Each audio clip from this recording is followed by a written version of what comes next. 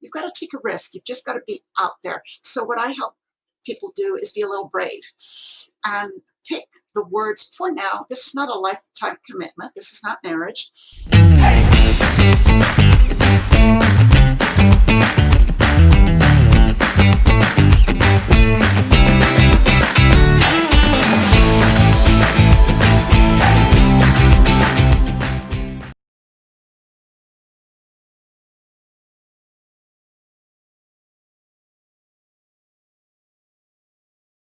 Sandra Clark, thank you for joining me on 20 Minute Leaders. How are you?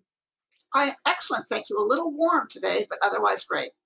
Definitely a little warm. It's definitely some interesting times that we're living in. 2020 continues to surprise us. But over these next 20 minutes, you are going to help me become a little bit more knowledgeable about LinkedIn. A professional platform that most of the people that are listening to this use. It's something that I definitely enjoy using all the time, not only because it helps me connect with others, but because I get exposed to what other people are working on. And one of the things that is becoming more and more apparent is that our social interaction is no longer, just the work-life balance is shifting, and all of a sudden, a lot of my personal connections are also on LinkedIn, and it's all becoming one big, container and mixture. And I constantly am getting both spam messages and interesting messages, and I'm reaching out to people, they're reaching out to me. And the biggest question, this question of building the right resumes have been going on forever. Our LinkedIn is essentially our new resume. So I'd love to spend these 20 minutes talking about what I can do to maximize on my appearance and professionalism on LinkedIn. But before that, Sandra, I'd love to talk about you learning how to swim. Talk to me about that. Okay, so if I want to do something, I just decide somehow I'm going to do it. So somehow I'd managed to become an adult without ever learning to swim. My mother was afraid of water, so would never let me in the water. And I got this wonderful idea. I was living in Thailand that it'd be great to scuba dive, but you sort of need to swim before you A scuba little dive. bit, yeah. So it was a little awkward, but I had a pool at the apartment complex and I went in the pool and then I never put my face underwater voluntarily. So I filled the sink up in the bathroom with water and practiced putting my head in, opening my eyes, and teaching myself to swim, became a scuba diver, even became an instructor. So, it's kind of been the story of my life. You want to do something, figure out a way to do it. So I just want to paint the picture that you're in the room and you're filling up the sink with water and you're putting your head down so that you can get over the fear of opening your eyes and putting your head underwater. Yes. I I've, just love I've it. done I've done stranger things. Well, if we have time in the end, I'll need to know one more strange thing. But then the fact that you're not only scuba diving, but you're becoming a scuba diving instructor. I think that's a real inspiration. So that's just a wonderful story. Sandra, how did you get started with your expertise in LinkedIn? What drew you to that? Well, it's almost another putting your head in the water story. I was laid off from the University of California, where I'd been for 25 years, and at that point thought I would stay. They had other ideas. They pushed me out the nest, and who knew? But I discovered I could fly. I started, the whole job search thing and going to these classes to learn how to do a better resume, do interviews, do LinkedIn. And after the LinkedIn training, people would be coming up to me saying, well, could you just sit with me and help me? You seem to get it, and I'm really struggling. So after about 20 of these, people said, you're really good at this. You should be charging. So, I'm in the heart of Silicon Valley. We're all an entrepreneur. I'm a little late to the game. But I thought, why not? So I started my own business, helping people set up LinkedIn. So helping people set up LinkedIn. So everybody has almost everybody, especially in Silicon Valley, has a LinkedIn account. It's sort of our signature, like we said when we started out. Why do people need help with LinkedIn? I know why I need help with LinkedIn, but I want to know more of the general public why they need help with LinkedIn. Yeah, well, you'd be surprised. There are a lot of people that don't have LinkedIn. They've been at companies for so long they never needed to. They just got recruited from company to company. They never needed to do that. And then all of a sudden, they're walked out the door that day. All of their contacts are on their work email, and they've got to start all over again. So not everyone has one, but also a lot of people just they threw it up there. Maybe they just copied everything on their resume and they go, okay, good, I'm done. It's there. They're hugely uncomfortable about it. Well, what should be there? What shouldn't be there? What should I do? And this whole social media for the socially reluctant is what I call it. making yourself comfortable, putting yourself out there online. So not everybody's comfortable knowing how to do that. And then once you've got it there, what do you do with it? How do you build relationships, connections? Who should you connect with? Somebody say, "Oh, I only connect with people I really know well." Well, I know about you, would that would maybe be 30, 50 people for me. Oh, well, maybe I'll connect with people I've worked with. Maybe that would be another 100 or so. So you need to find a comfortable way to grow your network and then a way to use LinkedIn appropriately. So there's a lot of work in that. A lot of people want to be seen as a thought leader or manager of choice because just like managers are looking at your LinkedIn profile to consider hiring you, you're looking at them and saying, hey, do I want to work for this idiot? Am I going to get to work on cool projects?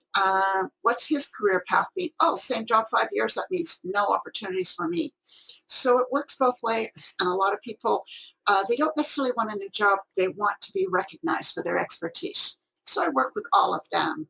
And I have way too much fun. I shouldn't even call it work. I just love it. So give me, a little bit more insight into the actual work that you do. Do you go on Zoom with them and you walk them through section by section? How do you draw on previous experiences? Do you have Are there certain patterns that you're seeing come up again? What are you noticing? Okay, well, I do work on Zoom. I screen share. I do like a mini tutorial and overview, best practices, ins and out, weirdnesses. There are a lot of weirdnesses on LinkedIn. And then I hand over control to them and watch over their shoulder, directing them to make changes. But also putting them in control of their profile. A lot of times LinkedIn do things for you. They set up defaults and you don't even know what's happened. You have people like they think they've got their picture there, don't realize that they've got it set so no one can actually see their picture unless they're connected. Or they've got everything, their public view completely closed, so it makes it very hard to find them. So I teach them. I'm a teacher at heart. Once a teacher, always a teacher. Um, and then so I teach them how to do it, and then I polish it up a little bit with them. Sometimes they're uncomfortable. It feels like bragging about themselves, so I help them find wording that feels Right. authentic and appropriate. And then, how to use this, the physical, how to post things so that you get noticed, as well as the what should you post? Why is nobody looking at it when you're just pushing stuff out there that you think is great and nobody cares? Well, you've got to engage them in conversation, not just push it out at them. So teaching them how to do that is part of what I do also. I think it would be wonderful to hear a few specific ideas of what my friends and I could do as we listen to this podcast or this interview. We go back to our LinkedIn. What are some of the common pitfalls that you see people are making that first and foremost we should be avoiding? Okay. Well, one of the most obvious is your headline. Right under your name is an area. It's actually called your headline. Right. But the default in LinkedIn is when you add a new job, it Your latest writes that new experience. job title into your headline. It's not called your job title, but LinkedIn does that to you or Hmm. for you, depending on how you're feeling about it. Right. And so you are so much more than engineer at XYZ Corporation, owner at, you want your keywords plus something about what you do, what you deliver to the company as an employee, or what you deliver an offer as a business owner. So headline is the most important thing. When you comment on other people's content in LinkedIn, your name and your headline show. So it's like a free advertisement. So that's the number one thing. And it's always been true, but continues to be true. The other thing I would say So, is, just 1 second about the yeah, headline, because one of the things that my friends and I have been wondering is that we enjoy taking part in a lot of different activities that we're very proud of. We work at a certain company. We volunteer at a certain organization. We study at a certain school. Now, and then it stands the question. Yeah, we could write a 50 character headline, but at some point, I'm sure that there's there's a drawback at having too much there, or trying to come across as you're a little pushy, or that you're too much in marketing and less in doing, right? So what is the balance, and how do you find that balance? oh gosh, that's the $50,000 question. So LinkedIn added the number of characters you could have. It used to be 120 characters. Mine is actually about 100 because I liked the way it sat on two lines. They've added now 100 characters, so it's 220 characters. which is about 4 lines. In general, I don't like headlines that are that long. If you give me too much to read, I read nothing. So I Right. want you to edit it down a bit like with your advertising or marketing brain. What are the key things about you? And there's an opportunity in your about section to tell your story. And that's where you can add in some of this more interesting content. But in the top, you want just enough to identify your key skills, maybe something a little bit interesting about you to make people want to connect. What's different about you? I mean, if I see an invitation to connect and it says, you know, uh, 6 figures in 6 weeks. I know they're just going to sell me some automated product or something like that. I don't even bother. So that's obviously too salesy, over the top. You can talk about what you do. I talk about LinkedIn profiles for results, which hopefully describes what I do, but not being very pushy about it. So you have to find that balance. In general, I think a couple of lines are enough. Pick and choose what identifies you.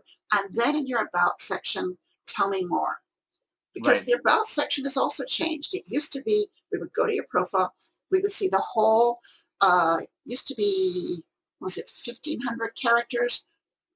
I think it's grown to 2,000 now. It's hard to keep track, but do you really need that much? And you used to see all of it, and you could go there and you could see someone's whole story just by scanning it, and that was great. But we don't see that now. We go to your profile, we see the first 3 lines. Right. So now you've got that whole marketing advertising brain you have to use again. You've got to Interesting. capture me in those first 3 lines. I don't know, but you've been in Silicon Valley. I don't reckon anybody ever clicks on the see more. Right. So you've got to either have your complete message in the first 3 lines and or be so intriguing that we just got to open it and read more about you. So This when is how long does it take for you to work with a person to really understand who they are and what special thing they have to offer that would engage with their other audience or other people that they want to connect with? Because it sounds to me that a lot of this is, while there is the practical, understanding the character limit and setting the settings correctly, the real added value here is understanding what, in terms of marketing and messaging, gets people to engage with your profile and your posts, right? right. That's a great point. And I use the expression, uh, walking is really just controlled falling. The idea being you start to fall, you put a foot there, you catch yourself, you walk. You start to fall, you pick your foot up. So on social media, especially for some of us who are a little more uncomfortable about being online, you've got to take a risk. You've just got to be out there. So what I help people do is be a little brave and pick the words. For now, this is not a lifetime commitment. This is not marriage. This is just pick what's true for now. So I will help people identify what feels right for them right now, knowing that they're not stuck with it. They can change it. And just being a little bit brave to do that. And that's really hard for people. So sometimes, if you go for counseling or psychotherapy, you go for months, years, whatever. I work with people for 2 hours and we get it done. Now, sometimes people will come back to me for additional help, but for the most part, you know who you are right now.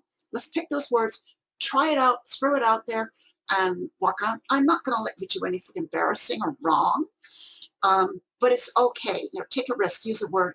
I'm working with a lot of executive coaches these days. I'm taking an executive coaching program.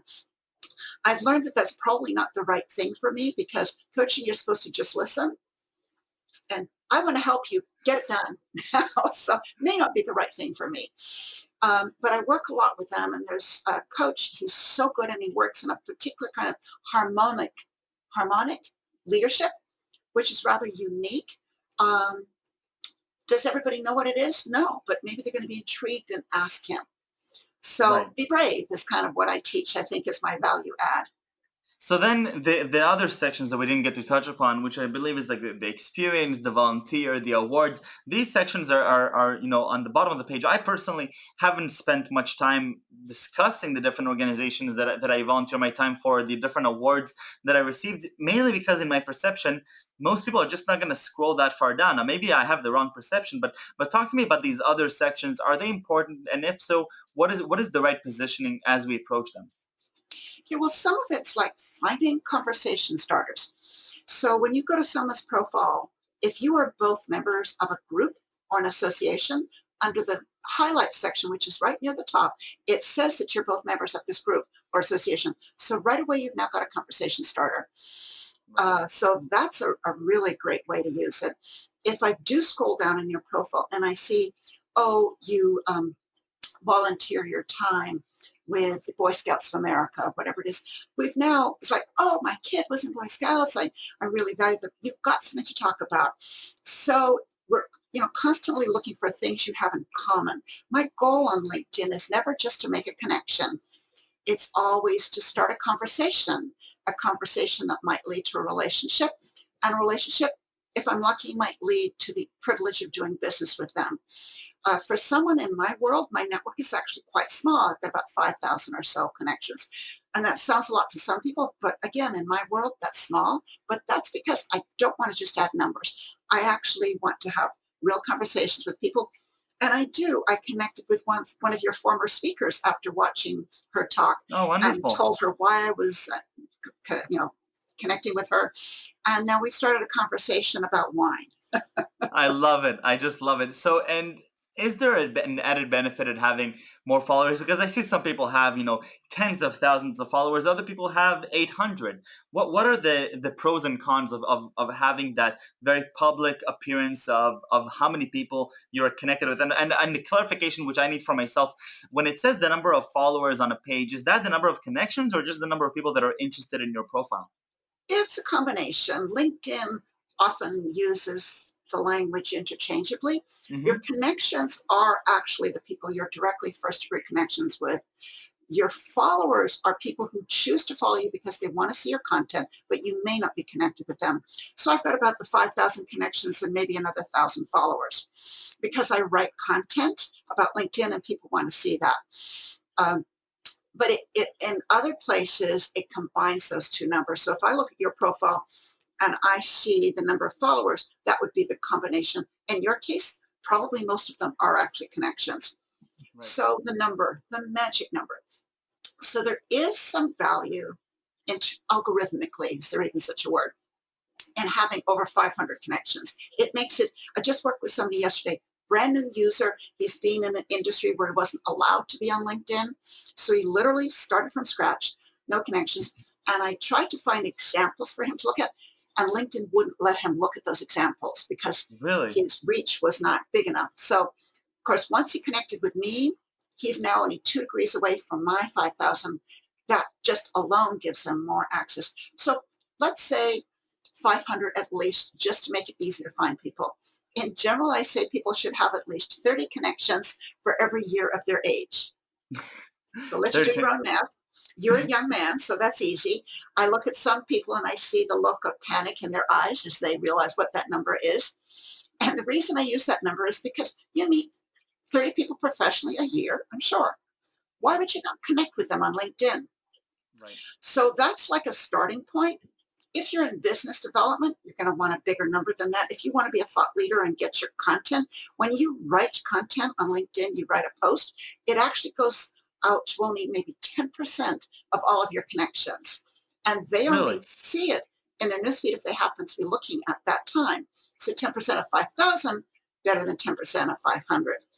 Now you Wow. can increase that number from 10% to more like 25%. It's about the max by engaging on LinkedIn, the more you're active on LinkedIn. And that would be the other big thing I would tell people. You need to be engaged on LinkedIn. My name, Sandra Clark, is actually very common. There's more than 1,000 of me, not Wow. quite like me. But in general, if you put my name, Sandra Clark, in the search bar, I am going to come up as one of the top 6 suggested Sandra Clarks in the world Wow. because LinkedIn's algorithm says, hey, you're looking for a Sandra Clark. Really good chance you're looking for this crazy lady because she's Right. active on LinkedIn. And the guy I was working with yesterday who had no connections did that, and I came up first. I love it. I just love it. Like, Sandra, 20 minutes go by fast, but I definitely learned a lot and I have to go back and fix a few things on my own LinkedIn. Oh, But I'll be looking. thank you very much for the insights and for being so generous with your time. Before we leave, I have to ask you my favorite question, which is 3 words that you would use to describe yourself. Okay. I overthought this a little, but the obvious ones for me are mentor and empathetic. And, after watching more Aimee's interview, I have to join her with white wine. I love it. I just love it. Thank you very, very much, Sandra. This is wonderful. And stay safe and stay healthy, especially with all the fires that are happening today. Will do. Thank you so much. A pleasure talking with you. Wonderful. Bye bye. Bye bye.